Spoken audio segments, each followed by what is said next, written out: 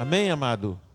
Gênesis capítulo 37, verso 1 diz assim: E Jacó habitou na terra das peregrinações de seu pai, na terra de Canaã. Estas são as gerações de Jacó. Sendo José de 17 anos, apacentava as ovelhas com seus irmãos, e estava este jovem com os filhos de Bila, com os filhos de Zilpa, mulheres de seu pai. E José trazia a má fama deles a seu pai. E Israel amava a José mais do que a todos os seus filhos, porque era filho da sua velhice, e fez-lhe uma túnica de várias cores. Vendo, pois, seus irmãos que seu pai o amava mais do que a todos os seus irmãos, aborreceram-no e não podiam falar com ele pacificamente. Sonhou também José um sonho que contou a seus irmãos, por isso o aborreciam ainda mais. E disse-lhes: Ouve, peço-vos este sonho que tenho sonhado. Eis que estávamos atando molhos no meio do campo, e eis que o meu molho se levantava e também ficava em pé. E eis que os vossos molhos o rodeavam e se inclinavam ao meu molho. Então lhe disseram seus irmãos: Tu, pois, deveras reinarás sobre nós? Tu deveras terás domínio sobre nós? Por isso, tanto mais o aborreciam por seus sonhos e por suas palavras. E sonhou ainda outro sonho, e o contou a seus irmãos e disse: Eis que ainda sonhei um sonho, e eis que o sol e a lua e 11 estrelas se inclinavam a mim. E, contando-o a seu pai e a seus irmãos, repreendeu o seu pai e disse-lhe: Que sonho é este que sonhaste? Porventura viremos eu e tua mãe e teus irmãos a inclinar-nos perante ti em terra? Seus irmãos, pois, o invejavam. Seu pai, porém, guardava este negócio no seu coração. Amém? Eu vou ler. Todo mundo aqui conhece a história de José, amém? Glória a Deus. Que ele vai ser preso pelos irmãos, e os irmãos vão sujar a túnica que ele ganhou de sangue, vai jogar ele dentro de uma cisterna. Eles pretendiam matar a José, mas venderam ele para mercadores ismaelitas, que foi levado para o Egito. No Egito foi vendido para Potifar. Amém? Todo mundo sabe. Glória a Deus, aleluia. Amém. Querido, o que eu quero pregar para você hoje aqui? O que Deus ministrou no meu coração através dessa palavra? José, apesar das perseguições, dos seus irmãos, a vida de José estava resolvida. Amém ou não amém? A vida de José estava resolvida. Apesar dele ser perseguido pelos irmãos, os irmãos não gostarem dele, os irmãos se unirem contra ele, José, a vida dele estava já resolvida. Por que eu te digo isso? Porque no início do texto, a Bíblia vai dizer que o seu pai deu a ele um presente, deu a ele uma túnica de várias cores. Naquela época, cada filho tinha uma cor que predominava. Amém ou não amém? Cada filho tinha uma cor que predominava. Eu não sei te dizer qual que era a cor de cada filho, mas a Bíblia está dizendo que José recebeu do pai uma túnica que tinha o quê? Não tinha somente uma cor, mas tinha várias cores. Então, o que o pai estava fazendo através desse presente para José? O pai já estava determinando ali que José seria o seu sucessor. Não seria um dos irmãos mais velhos que José, mas seria José. E seria José por quê? Porque José era obediente. José, aquilo que o pai pedia, ele ia lá e fazia. Aquilo que o pai dava a direção, ele ia lá e fazia aquilo que o pai deu a direção e muito mais. Amém? Então, José era amado por seu pai. Não era só, porque quando fala assim, é filho da sua velhice, está trazendo um paralelo, porque os outros filhos já tinham vivido mais coisas e eles tinham mais motivos para serem obedientes ao pai. Já que havia a possibilidade de um deles ser o sucessor de Jacó. Amém? Ser o sucessor de Jacó. Então, havia a possibilidade dele ser o sucessor, então eles tinham mais motivos para ser o quê? Obedientes. Para seguir a direção que o pai dava, para fazer aquilo que o pai dava, de agradar o pai, eles tinham mais motivo. Então, quando a Bíblia fala que ele amava José porque ele era filho da sua velhice, é porque o filho mais novo era exemplo para os irmãos que era mais velho. Lá em casa, eu tenho 3 filhos, né? Lá em casa, às vezes, quando eu estou brigando com o Ian Rafael, né? Porque ele começa a discutir com as crianças lá, e aí eu falo assim, filho, você é o exemplo, mas é o bom exemplo, não é o mau exemplo. Você é o bom exemplo, então você tem que dar exemplo para eles. Os 2 só têm 10 e 12 anos, e você tem 19, então você é o bom exemplo. Então, quando Jacó olhava para José, era o bom exemplo para os irmãos. E o que Jacó esperava é que os irmãos fossem esse bom exemplo. Vocês estão entendendo? Como que funciona? Como que funcionava? Então, por causa disso, o que Jacó faz? Jacó decide que vai colocar José como seu sucessor. E aí, ele trata já de resolver o problema e de deixar isso claro. Tanto para ele, para sua esposa, né? Raquel já não estava mais viva, mas para Lia e para as outras que eram concubinas dele, era para deixar claro, e deixar claro principalmente para os seus irmãos, que José seria esse sucessor. Então o pai deu um presente para ele, uma túnica de várias cores, e os irmãos entenderam.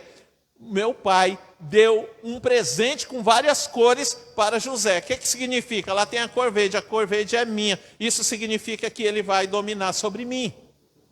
Na túnica dele também tem a cor vermelha. Aí o outro fala assim, mas vermelho é meu. Então ele vai dominar sobre você também. E a minha é amarela, mas tem amarelo lá também. Então ele vai dominar. Por isso é que eles passaram a odiar ainda mais. Ele já não gostava, porque José levava a má fama deles para o pai. Mas quando José recebeu a túnica de várias cores, ele ficou nítido para eles, claro para eles, nós não seremos o sucessor ou sucessores do nosso pai. Quem vai ser é José. Então, como ele já não gostava de José, eles teriam que se submeter. E a vida dele estava resolvida, querido, estava resolvida. Se o pai morresse, o que os irmãos poderiam fazer? Nada. Eles tinham que se submeter. Gostando ou não, eles tinham que se submeter a José. Então a vida dele já estava toda resolvida. A vida de José estava muito bem, obrigado. Amém ou não amém? Até que ele teve um sonho. O sonho acabou com tudo isso. Porque até ter o sonho, até receber a túnica, eles odiavam, mas não faziam nada. Até eles saberem que José seria o sucessor, eles não gostavam, eles não conversavam mais pacificamente, mas não podia fazer nada.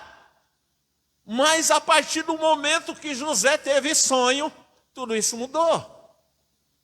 A partir do momento que José começou a ter sonho, a vida dele também mudou. O problema não é ter sonho. Ter sonho é a coisa mais normal do mundo. Às vezes a gente deita e não tem nenhum sonho, dorme a noite toda, não tem nenhum sonho. Mas tem vezes que você deita e você sonha. Da hora que você fecha os olhos, até a hora que você abre os olhos. E muitas vezes você está tendo um sonho tão bom que você abre os olhos e você fica muito chateado porque você acordou.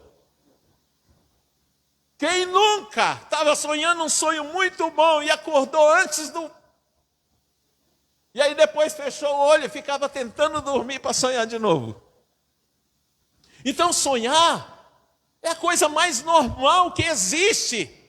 Agora o problema, meu amado, é quando o sonho que você tem, ele vem de Deus. Por que é um problema? Porque quando você tem um sonho, você já vai criar todas as estratégias, vai criar o caminho, você vai buscar estabelecer aquilo que você vai fazer, como que você vai fazer para você realizar o sonho. Amém ou não amém? O mais rápido possível. Eu quero comprar um carro, eu quero trocar de carro, eu quero comprar uma casa.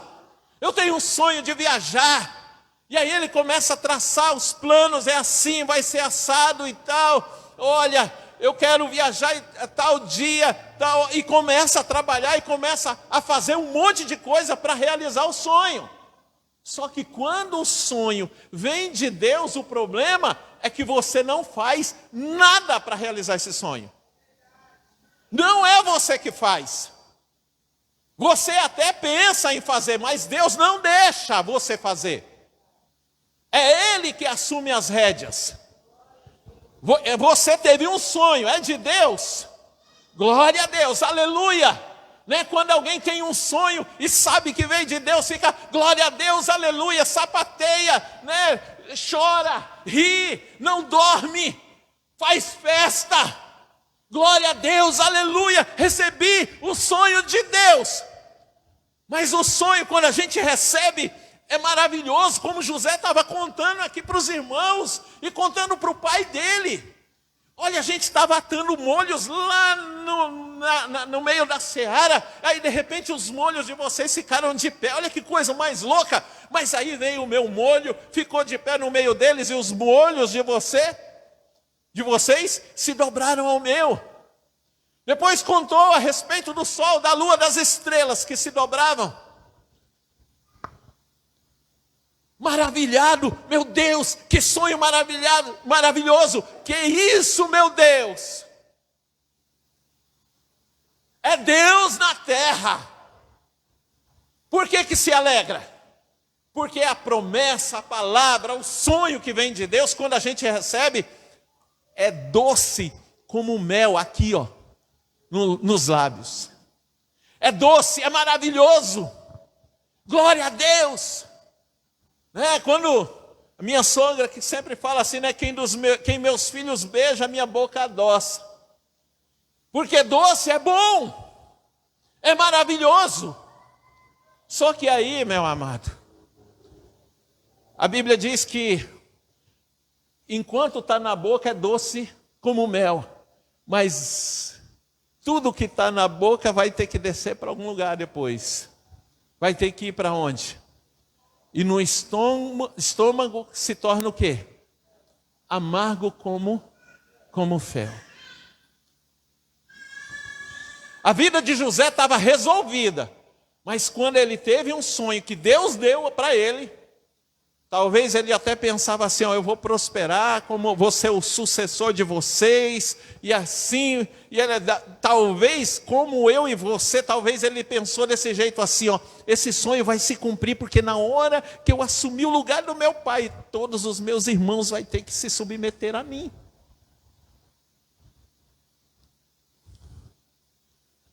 Mas aí Deus pega ele, falou, não, o sonho é meu, eu trato com você do jeito que eu tiver que tratar. E aí quando o sonho é de Deus, é Ele que vai criar o caminho, é Ele que vai criar os meios.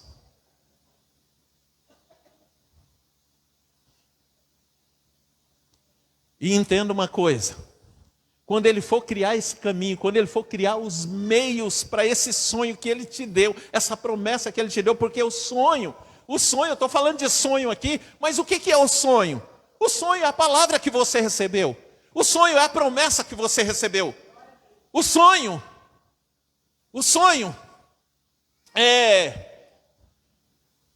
é o projeto que Deus te deu, o sonho é o chamado que Deus tem para você. Quando eu me converti, amado, tinha um monte de jovens da mesma idade que eu, e eles, estava na moda na época falar que ia ser missionário, e os meus colegas todos falavam assim, eu vou ser missionário lá na Índia, vou ser missionário lá na África, eu vou ser missionário lá nos Estados Unidos, eu vou ser missionário lá na Europa, lá na Ásia, eu vou ser missionário no Japão, e ia falando lugares que eu nunca tinha ouvido na vida. E aí falei, e você? Aí eu também quero ser missionário. Mas aonde você quer ser missionário? Fala, gente, enquanto está todo mundo indo embora, o nosso Brasil fica sem missionário. Eu quero aqui, eu quero ir para o norte, eu quero ir para esses lugares. Se o Senhor me enviar para lá, eu quero ir. E aí, amado, uns falavam assim, não, eu quero ser pastor, eu quero isso, eu quero aquilo. E eu ouvia aquilo ali e queimava no meu coração, rasgava no meu coração, eu quero ser pastor de igreja.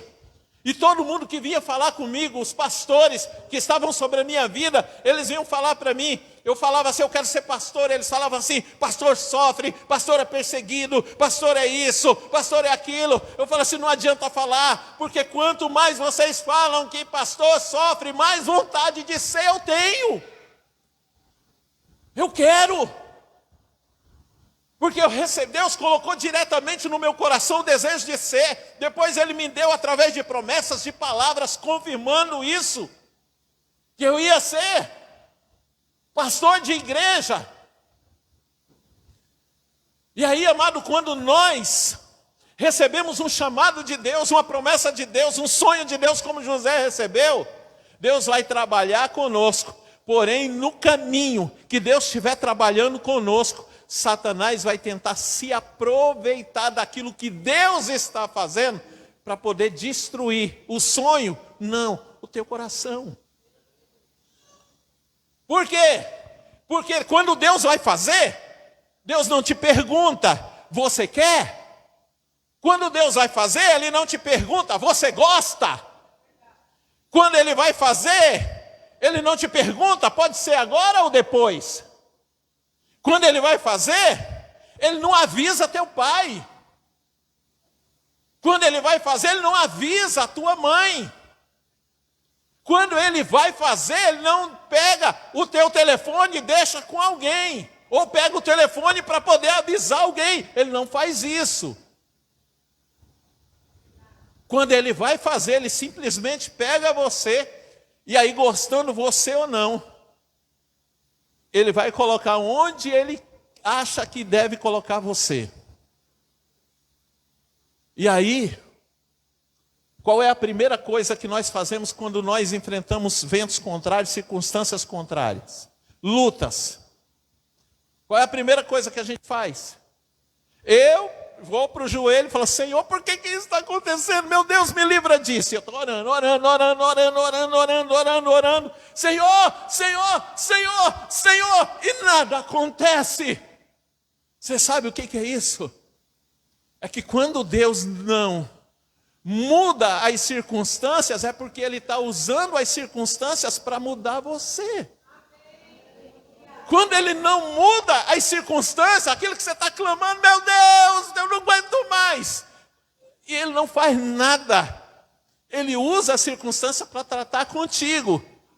E é exatamente aí que mora o perigo de Satanás chegar. Por quê? Porque Satanás ele vai querer fazer acreditar, porque é isso que a maioria das pessoas acreditam, numa mentira do diabo, que Deus é bonzinho e que ele pega você e só faz coisas boazinhas com você.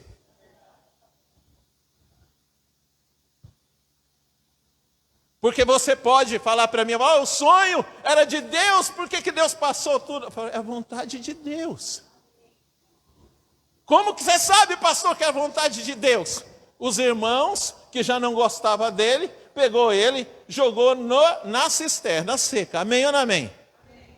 E aí, ele estava lá na cisterna seca, o que eles estavam pensando? Nós vamos matar ele.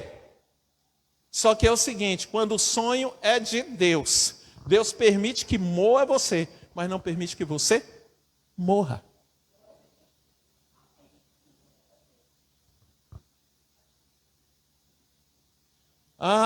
Por que não entregou nas mãos? Por que não entregou José na mão de Benjamim? Né? O irmão mais novo de José. É porque os dois eram melhores amigos, querido. Deus não te coloca nas mãos dos teus amigos quando quer moer você. Você sabia que o teu pior inimigo é aquele que você chama de o melhor amigo? Por quê? Porque o melhor amigo só fortalece tuas fraquezas. Melhor amigo só te dá conselho que não presta. Os melhores amigos, querido, quer que você anda na contramão daquilo que é vontade de Deus para a tua vida. Deus não usa melhor amigo para moer você. Porque se ele usar o melhor amigo, o que ele vai fazer contigo?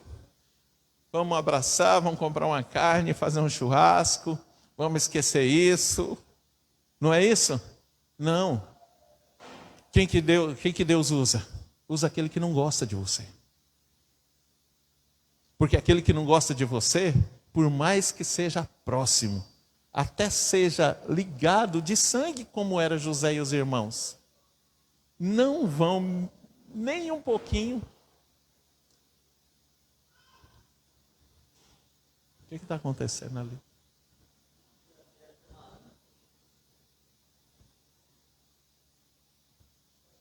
Entrega nas mãos daquele que não gosta, porque Deus só fala assim, não mata. Lembra de Jó? Satanás chega lá e fala assim, olha, não, tá bem, tu deu tudo para esse camarada aí. Arranca tudo dele. Aí Deus vai lá e manda arrancar tudo dele, arranca tudo. Depois ele fala, não, ele tem saúde. Não, pode tocar na saúde dele, porém não lhe toque aonde? Na vida. Deus não permite que toque na tua vida, mas em tudo, Deus, para poder te colocar aonde Ele quer te colocar, Ele vai fazer. Agora deixa eu te fazer uma pergunta, quantos têm promessas de Deus para sua vida aqui? Eu vi daqui, tem gente que tem e que não levantou a mão. Isso não vai fazer de você alguém que não tem uma promessa.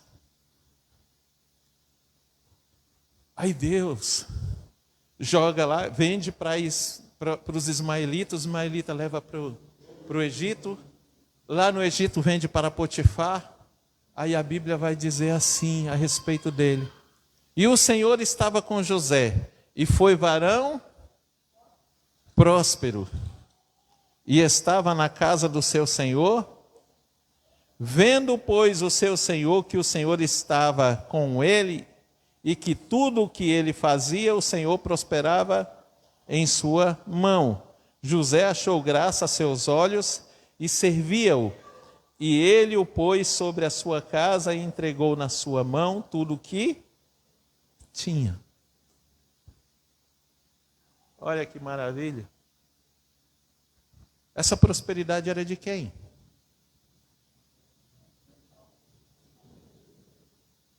Deus prosperava o que José Fazia, mas a prosperidade não era dele. Meu Deus, pastor, quando que esse homem vai realizar o sonho dele? Muitas vezes, tem pessoas que trocam o melhor de Deus por um cadinho assim, ó. Deus está abençoando ele, mas Deus está falando, essa prosperidade não é tua. Não é tua. Essa prosperidade é para você ofertar, é para você fazer alguma coisa com ela. Essa prosperidade é semente.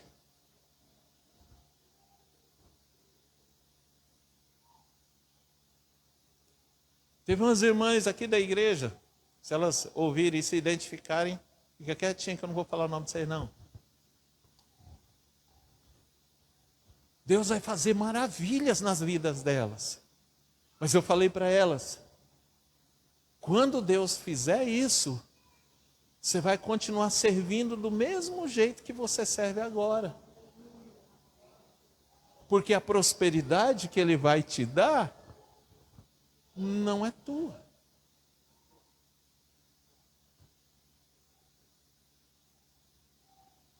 Tem pessoa que quer prosperar para poder pagar tudo. Não, Deus não quer que você pague tudo, você não vai prosperar nunca. Queira prosperar para você, sim, ser o maior dizimista da igreja. A Priscila fala, vou ser o maior dizimista da igreja, em nome de Jesus. E tal, amém. Agora entende uma coisa. Se você começar a pagar pelo serviço que você deveria fazer com as tuas próprias mãos, esquece, você não vai ter prosperidade. Não entenderam? Entenderam sim ou não? Não vai ter prosperidade. A pessoa serve na igreja, faz um monte de coisa na igreja, aí prospera financeiramente, agora eu vou pagar para fazer. Você não vai prosperar. Você não vai prosperar. Porque a prosperidade não é tua. Ainda não é tua. Vai chegar um momento que você vai ter outras pessoas servindo no teu lugar. Aí você vai fazer outras coisas. Amém? Mas não é tua. Só que é o seguinte, ele estava lá, no bem bom, estava prosperando em tudo, né? O dono dele não sabia nem o que possuía mais. Ele cuidava de tudo. Sabe aquele cara que só fala, vou curtir a vida. E aí ele, José, manda dinheiro para mim. José, estou aqui pegando onda aqui no Havaí, manda dinheiro para mim. E aí José estava cuidando de tudo. Mas aí, querido, ainda não. Cadê o sonho? O sonho ainda não tinha se cumprido. Isso nem parece ser o sonho, o cumprimento do sonho. Aí o que Deus faz? Deus arruma alguma coisa para poder tirar ele desse conforto todo. E aí levanta a mulher de Potifar. Gente, entende uma coisa. Quem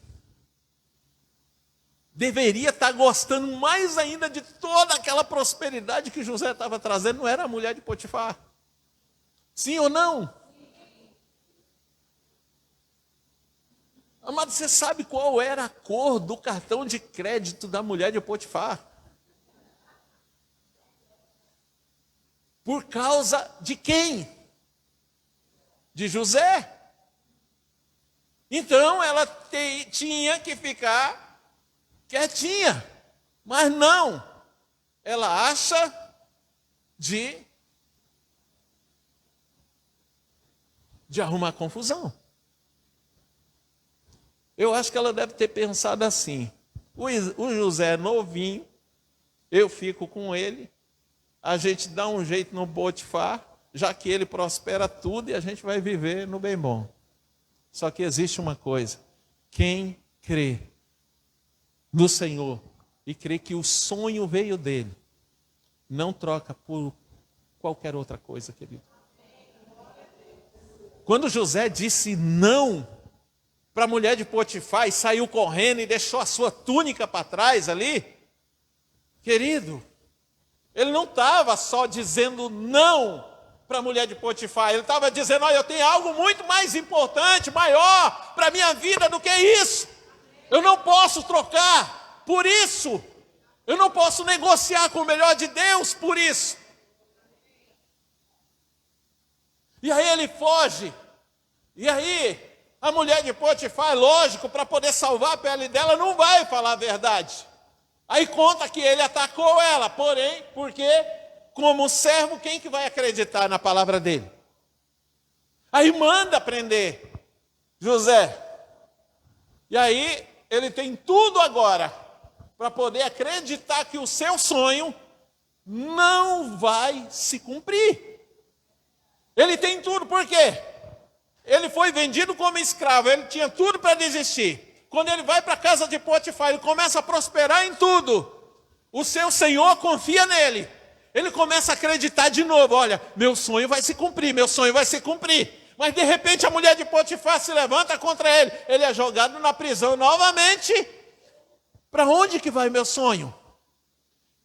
Como que eu vou cumprir o meu sonho? Como que vai acontecer isso? Só que lá dentro, mesmo estando preso, ele começa a servir. Ele começa... Porque ele não estava servindo na casa de Potifar, ele não estava servindo Potifar.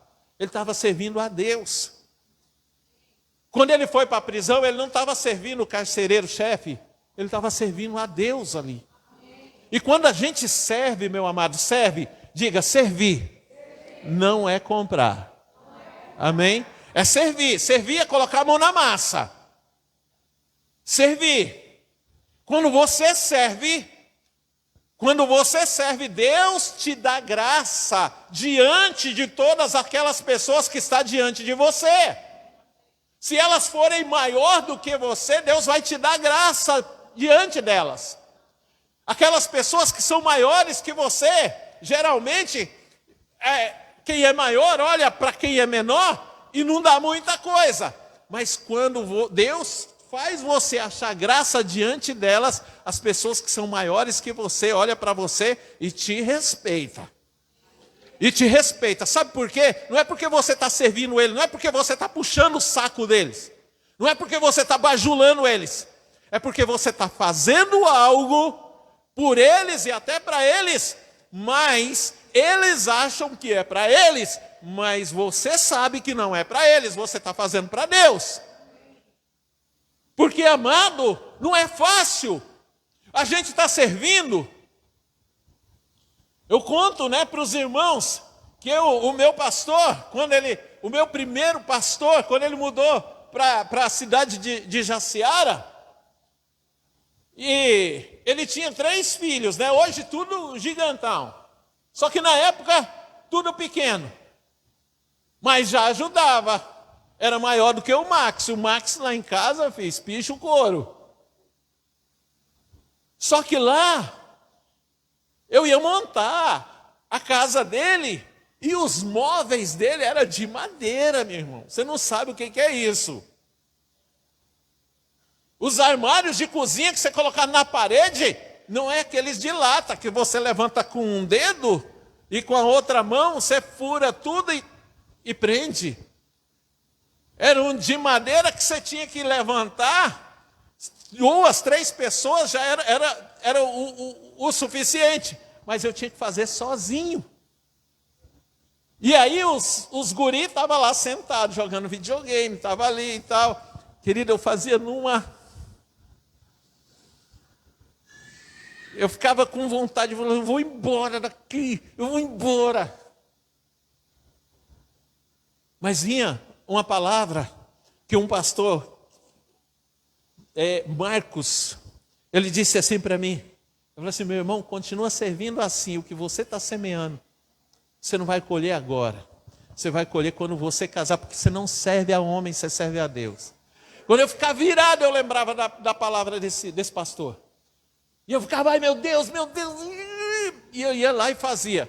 E aí, meu amado, entenda uma coisa, eu morei na cidade com esse pastor lá, pastoreando a igreja, 1 ano e meio. Depois eu vim embora para Cuiabá. Você sabe quantas vezes ele mudou em 1 ano e meio? 5 vezes. E aí quem montou e desmontou?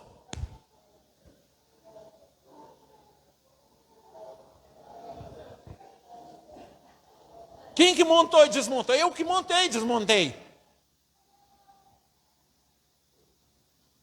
Às vezes a gente não quer, mas a gente precisa ter o entendimento. Por isso que eu comecei antes da palavra, falando para você, lendo Romanos capítulo 12, versículo 1. Por quê? Porque é racional.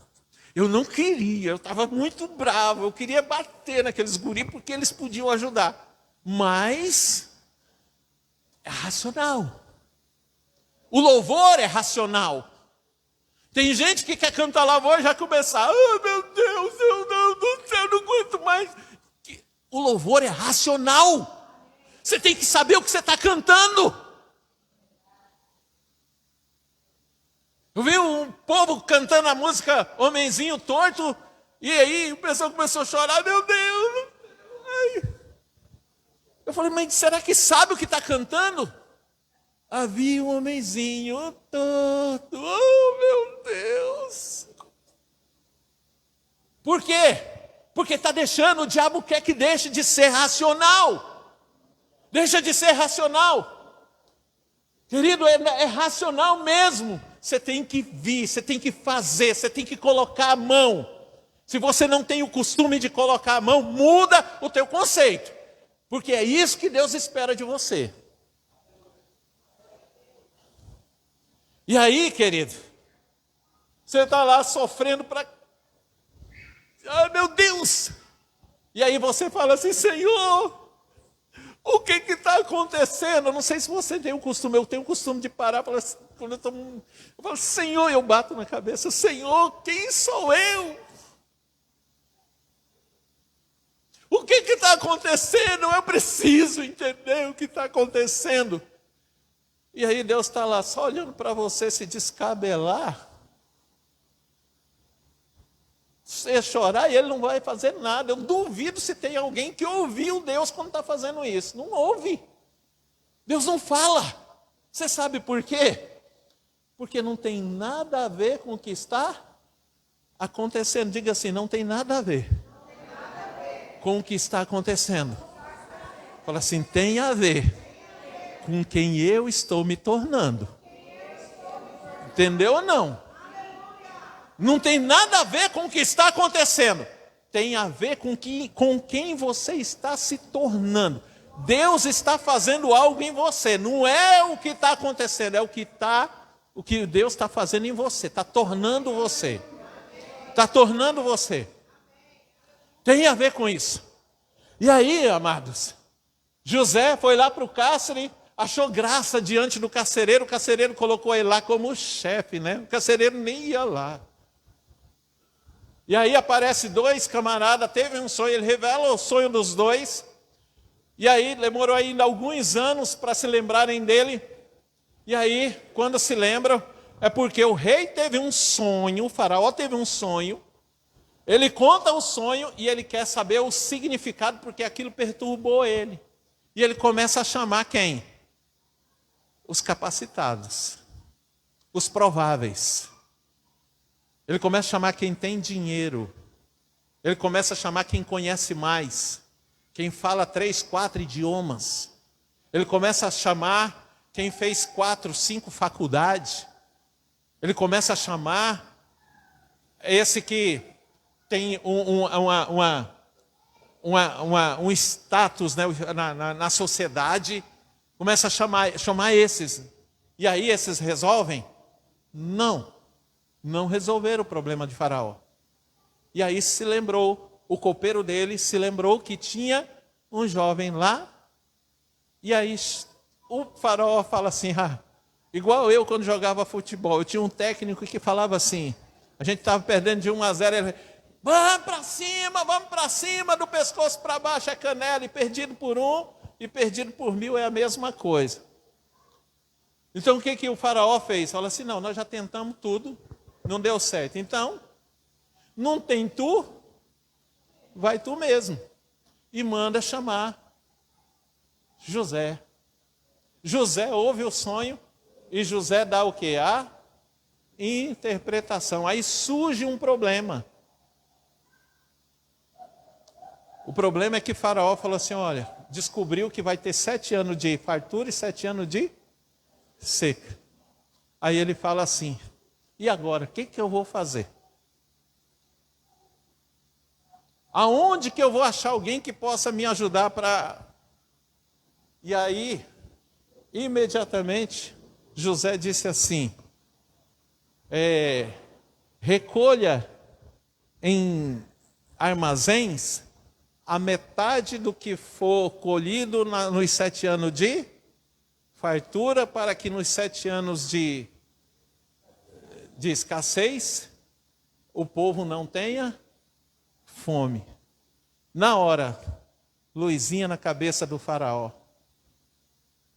Quem pode ser melhor para administrar essa situação do que você? Aí você fala assim, nossa, sabedoria de Deus. Fala assim, mas aonde que Deus ensinou José a administrar a abundância? Não. Na casa de Potifar. Na casa de Potifar ele era escravo, não era? Mas ele estava sendo ensinado pelo Senhor, não por Potifar, a administrar a abundância. E aí quando ele aprendeu, aí Deus pega ele e fala assim, agora eu vou te ensinar a administrar a escassez. Toma. Aí ele ouve, ele revela os sonhos dos dois e vai. E aí passam, se não me engano, mais 2 anos. 2 anos e o camarada nem se lembrou dele. Ele falou, oh meu Deus, o que está acontecendo? Por que não se lembrou? Porque a faculdade dele de administrar escassez ainda não tinha terminado, faltava 2 anos. Mas na hora que terminou,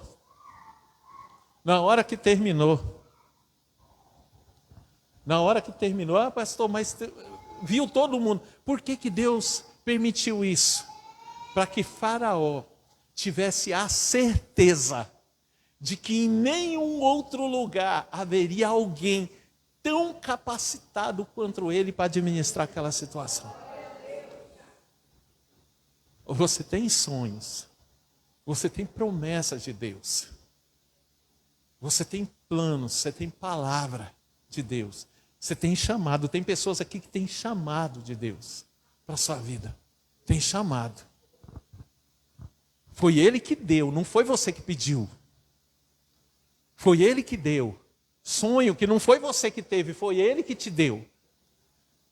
E aí, você já ouviu a palavra e você entra em umas situações, aí você fica se rebelando contra Deus. Deus falou, agora não vai cumprir. Esse profeta não é nada, não é de Deus.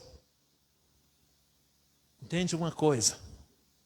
Quando o sonho é dele, a palavra é dele, a promessa é dele, quem vai trabalhar em você não é você, é Ele. E você lembra, teve uma palavra que eu preguei alguns dias atrás, eu falei assim, Ele vai te moer tantas quantas vezes for necessário. Ele vai te quebrar, Ele te faz de novo, Ele vai te quebrar de novo e vai te fazer de novo. Você vai quebrar de novo, Ele vai fazer de novo. Até o momento em que você estiver pronto. Todo mundo quer ouvir palavras de bênção, sim ou não? No nome de Jesus, não mude o teu pensamento a partir de hoje, tá? Meu Deus, pastor, você pregou, agora eu não quero ouvir mais palavras de bênção, não. Não, você vai ouvir. Querendo ou não, você vai ouvir. No nome de Jesus. Não adianta fazer de conta, não é comigo. Deus vai fazer você crer nisso. Amém? Então, querido, tem gente aqui que tem palavra, tem chamado, sim ou não? Então, você tem promessa de Deus, sonhos que você sabe que foi Deus que te deu, sim ou não? Hoje é dia das mães, amém? Hoje é dia das mães. Então, se você sabe que você tem, fica de pé.